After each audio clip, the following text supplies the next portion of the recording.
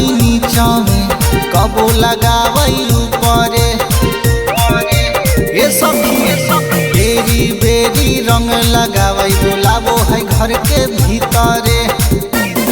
अरे नाये नाये गवना होलई पहिले ही होली देवरा फार दिलकई चोली।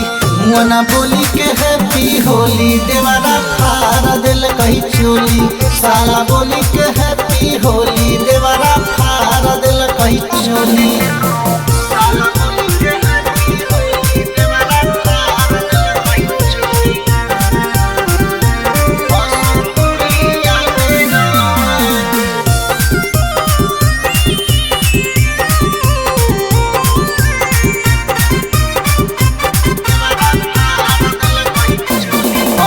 होलिया में रंग भतारा छोड़ी देवरे लगाया।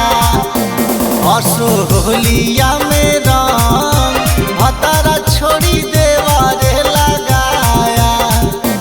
कबो चोलिया रंगो है कबो लहंगा भी जाया।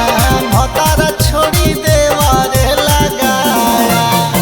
अरे नाये नाये गवना होलई पहिले ही होली देवरा फार दिलकई चोली।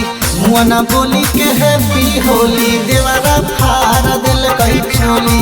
साला बोली के हैप्पी होली देवरा फार दिलकई चोली।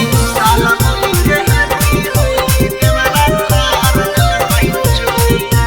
जब से चढ़ई फार के महीना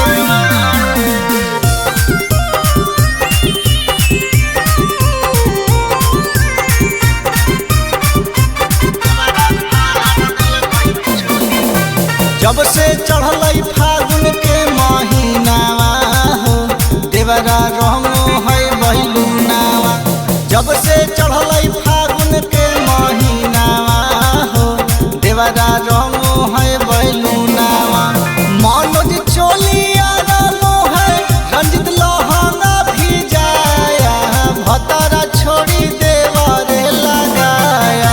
अरे नाये नाये गवना होलई पहिले ही होली देवरा फार दिलकई चोली। मुअना बोली के हैप्पी होली देवरा फार दिलकई चोली। साला बोली के हैप्पी होली देवरा फार दिलकई चोली।